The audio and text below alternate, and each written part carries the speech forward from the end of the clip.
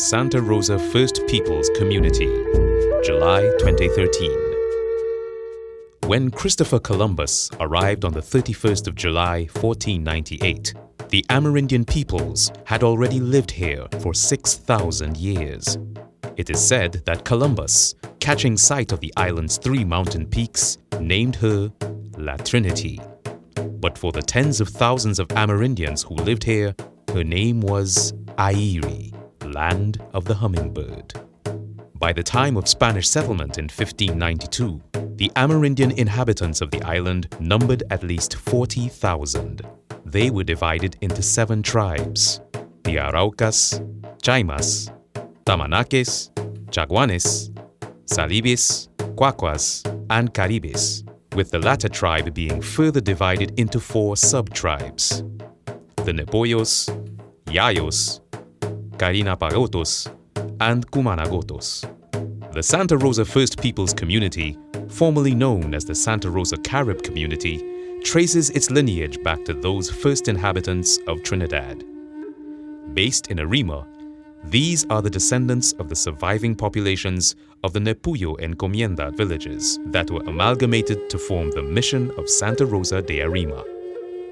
Established in 1786, the mission in Arima was formed when Amerindians from the former encomiendas of San Agustin de Arauca, Aruca, San Pablo de Tacarigua, Tacarigua, and the Partido de Cuare, Cora, were relocated so that their lands could be settled by the French planters who migrated to Trinidad under the cedula of population.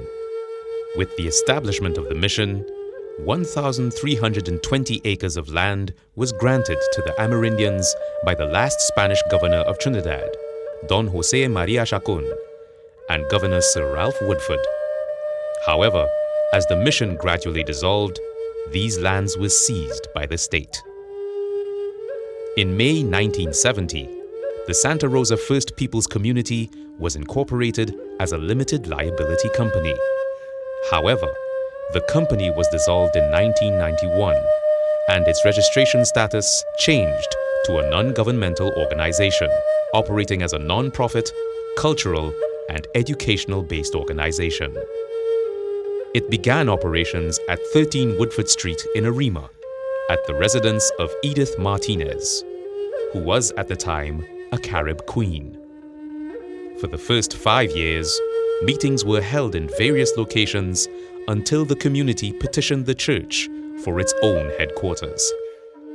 This was granted in January 1975, and the headquarters at 7 Paul Mitchell Street, Arima, was completed in October of the same year.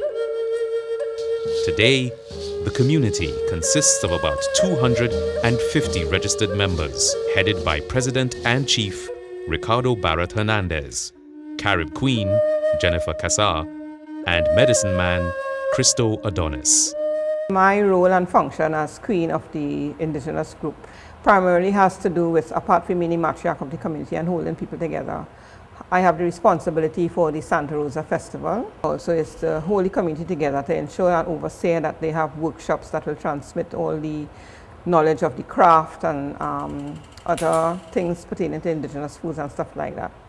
And in conjunction with the PI, to ensure that all the medicinal things that were passed to us through our ancestors is carried on and preserved for our next generation. It is my intention to get a cadre of people who I can train to do administrative things, to work into the office, also to get people involved in cultural things, because at my inauguration in 2011, I made a call for young people who had Indigenous blood to come forward and be part of the community so that there will be a succession plan and to foster our community to the extent that the young people will have an interest in getting involved, the revival of the language, creation of dance movements, workshops, exposure to workshops and stuff like that, to hold their interest, to be wanting to be part of their Indigenous ancestry. To encourage young people to come, one, to work on the land, to identify with some of the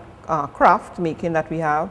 There's woodwork that can be done not only for the women, but the men could get involved in finding out what the forest is all about, the type of material that we use, where it comes from, for having a tourism trust, for ecotourism, where they could become involved because we are keepers of the environment, and also for them to come on board, not only for things in the village, but for educational things, for them to be educated we live in a world now with technology, and for them to be part of that so that our community will be taken to another level. To come together as a family, because there's always the call for me to us, our Indigenous people, to unite. At the end of the day, unison is what I want to see, people uniting. The Santa Rosa First Peoples community is recognized by government as the legitimate representative of Trinidad and Tobago's indigenous peoples. And in 1993, the community received a national award, the Shakonia Silver, for their work in the field of culture and community service. The community was also successful in influencing government to designate October 14th as Amerindian Heritage Day, a day of recognition which gives special prominence to the contributions made to our nation by our ancestral people. The community is also a member of the Caribbean Organization of Indigenous People, an international organization established to enhance the social and economic development of its members while promoting the retrieval of indigenous culture. Today, the community continues to focus attention towards the issues of land settlement, protection of sacred sites, school curriculum revival, and cultural exchanges with other indigenous people. The two major festivals held annually by the community are the Santa Rosa Festival and the Amerindian Heritage Day celebrations. The Festival of Santa Rosa de Arima has special significance for both the Carib community in Arima and the Catholic Church. It marks the end of hostilities between the Church and their ancestors, and their acceptance of Christianity as it was taught by the Capuchin missionaries. The Santa Rosa Festival is the oldest continuously celebrated event in Trinidad's history. It is hailed as one of the borough's main cultural events, dedicated to Santa Rosa de Lima, the first Catholic saint canonized in the New World, and one that marks Arima's special identity as an area maintaining, to some degree, its Spanish, Catholic, Amerindian, and Parang traditions, all intertwined. The other major event in the community's calendar is the annual Amerindian Heritage Day celebrations, which takes place during the week of October 14th every year. It takes the form of a cultural exchange with participants from Guyana, Suriname, Puerto Rico, Dominica, Venezuela, Canada, Belize, and the USA. This interaction provides a platform to build capacity in the form of music, dance, craft, relearning of language, and practicing of rituals and medicinal traditions. A variety of activities are held during this annual celebration. The EduFund Cultural School Tour, one of the major attractions, is geared towards stimulating public awareness and educating primary and secondary school students about the contributions made by the indigenous peoples. On the morning of October 14th, the traditional smoke ceremony takes place at the Hayarima statue, a monument of the great Nepuyo warrior chief. The ceremony is followed by a parade through the streets of Arima, a communal breakfast is shared, and the high point of the festivities begins with the Amerindian Heritage Cultural Fair. This is a showcase of indigenous art and craft, games, food, interactive and cultural activities, with exhibits from various governmental ministries.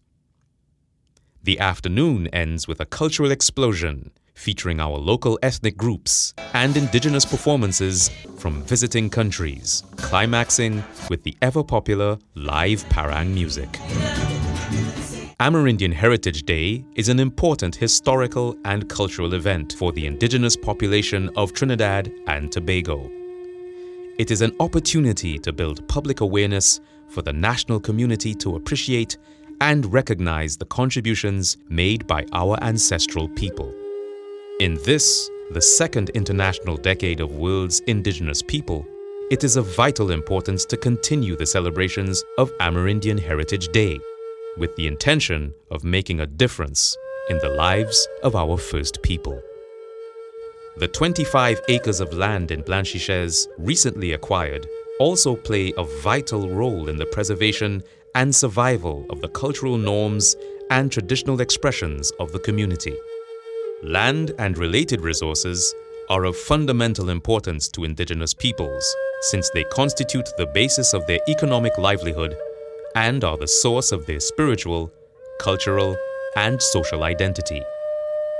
The Inter-American Court of Human Rights states that, for Indigenous communities, the relationship with the land is not merely one of possession and production, but also a material and spiritual element that they should fully enjoy, as well as a means through which they can preserve their cultural heritage and pass it on to future generations. Without the land and the knowledge that comes mainly from use of the land, Indigenous peoples cannot survive. With the 25 acres of land, as I say, we intend to recreate a model Amerindian village. The land is really to do a number of things. In the first instance, it is to allow people of indigenous descent to identify with something. In that, in recreating this Amerindian village, we hope to incorporate in this establishment things like a center for processing indigenous foods, mainly the cassava bread, the cassava farine, and all products that we can make from cassava. We also hope to create a craft center where we can produce the indigenous crafts on a larger scale and also contribute to the overall upkeep of the village. We intend to do agriculture, indigenous agriculture, growing the cassava, growing other indigenous crops, some other animal husbandry, indigenous wildlife, to have tours in the area, eco-tours into the forest, into the mountains, because as you know, the mountain and the forest plays an integral role in the indigenous culture and heritage. The forest will complement the village. We'll be able to take people into the forest to point out different indigenous trees, the uses of them, and and that kind of thing. We also hope to have a guest house because a lot of people, students who are studying indigenous ways, indigenous life, would like to come and live in our community to experience the day-to-day activities of the community. So we will have a place within the setting to accommodate them.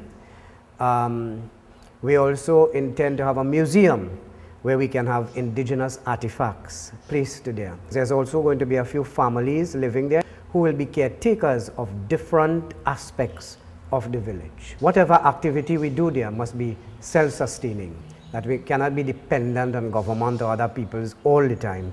And this in a general sense is what we intend to do. The Santa Rosa First Peoples community continues to intensify its efforts at promoting and supporting the recovery of our indigenous heritage by creating and disseminating in a fair environment the cultural goods and services, as well as the traditional expressions of our Amerindian people. The development of the land will further the community's goal to be a symbol of the Cariña, or Carib way of life.